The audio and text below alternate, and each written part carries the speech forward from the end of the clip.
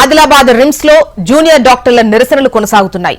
బుధవారం రాత్రి RIMS campus లో విద్యార్థులపై బయట వ్యక్తులు వచ్చి దాడికి పాల్పడడంతో విద్యార్థులు నిన్నటి నుంచి విధులు బహిష్కరించారు. ఘటనపై పూర్తి స్థాయిలో దర్యాప్తు జరిపించాలని డిమాండ్ చేస్తున్నారు. అత్యవసర సేవలకు తప్ప సాధారణ సేవలకు తాము హాజరు కాబోమని స్పష్టం చేస్తున్నారు.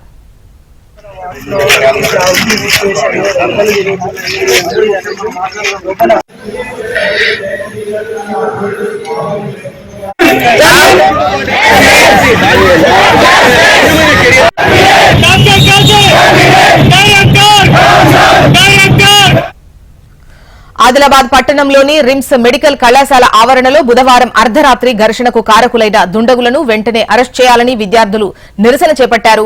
రిమ్స్ ఆసుపత్రిలోని వార్డుల్లో ఎలుకలు తిరుగుతున్నాయని, సరైన వసతులు లేవని డైరెక్టర్ను ప్రశ్నించినందుకు దాడి చేశారని ఆరోపిస్తున్నారు విద్యార్థులు. డైరెక్టర్కు బంధువైన అసిస్టెంట్ ప్రొఫెసర్ క్రాంతి మరికొందరు బయట వ్యక్తులను తీసుకొచ్చి తమపై అమానుషంగా దాడి చేయించారని చెబుతున్నారు.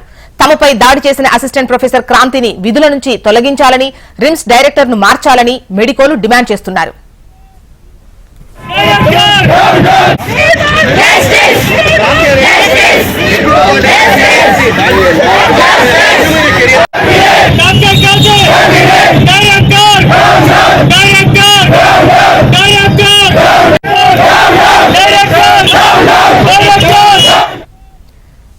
ఇక ఆదిలాబాద్ రిమ్స్ లో జూనియర్ డాక్టర్ల నిరసనకు సంబంధించి శ్రీనివాస్ మనకు వివరాలు అందిస్తారు.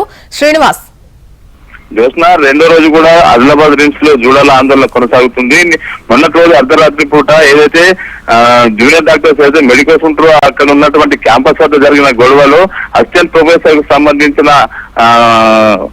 4 వ్యక్తులు కూడా వచ్చి అక్కడ ఉన్న జూడాలపై దాడి చేయడము, కారుతో ఢీకొట్టడం ఇవన్నీ జరిగిన నేపథ్యంలో నిన్నటి రోజు రోజంతా కూడా ఆందోళనలు కొనసాగాయి. జిల్లా కలెక్టరేట్ తో పాటు రిమ్స్ వద్ద చర్యలు తీసుకోవాలి ఈ ఘటనకు సంబంధించిన వారిపై అని చెప్పి పెద్ద ఎత్తున డిమాండ్ కొనసాగిన నేపథ్యంలో నిన్నటి రోజు సాయంత్రం పూట ప్రభుత్వం పూర్తి స్థాయిలో విచారణ జరిపి అసిస్టెంట్ ప్రొఫెసర్ ని సస్పెండ్ చేయడం జరిగింది. అయినప్పటికీ కూడా ఈ ఘటనకు పూర్తి స్థాయిలో బాధ్యత వహించాల్సిన అవసరం ఉంది. రిమ్స్ డైరెక్టర్ పై కూడా చర్యలు తీసుకోవాలని చెప్పి జూనియర్ డాక్టర్స్ డిమాండ్ చేస్తున్న నేపథ్యంలో నిన్నటి రోజు ఆయన పైన కూడా కేసు నమోదు చేసినట్టుగా తెలుస్తోంది. ఇదే నేపథ్యంలో ఈ రోజు జూనియర్ డాక్టర్స్ అంతా కూడా ఈ ఘటనకు నిరసనగా పూర్తి స్థాయిలో విచారణ జరిపించాలి, రిమ్స్ డైరెక్టర్ పై చర్య తీసుకోవాలని ప్రధాన డిమాండ్ తో ఉదయం నుంచి కూడా ఓపీ సేవలకు దూరంగా ఉన్నారు. అత్యవసర సేవలకే తాము అందుబాటులో ఉంటామని చెప్పి ఆందోళన కొనసాగిస్తున్న పరిస్థితి అయితే కనిపిస్తుంది. ప్రస్తుతం అయితే రిమ్స్ ఆసుపత్రిలో జూనియర్ డాక్టర్స్ కు సంబంధించిన అనేక సమస్యలు ఉన్నాయి. గతంలో కూడా ఇలాంటి ఘటనలు కూడా అనేకంగా చోటు చేసుకున్న నేపథ్యంలో ప్రభుత్వం ఎప్పుడు కూడా పట్టించుకోలేదు. ఈసారి ఖచ్చితంగా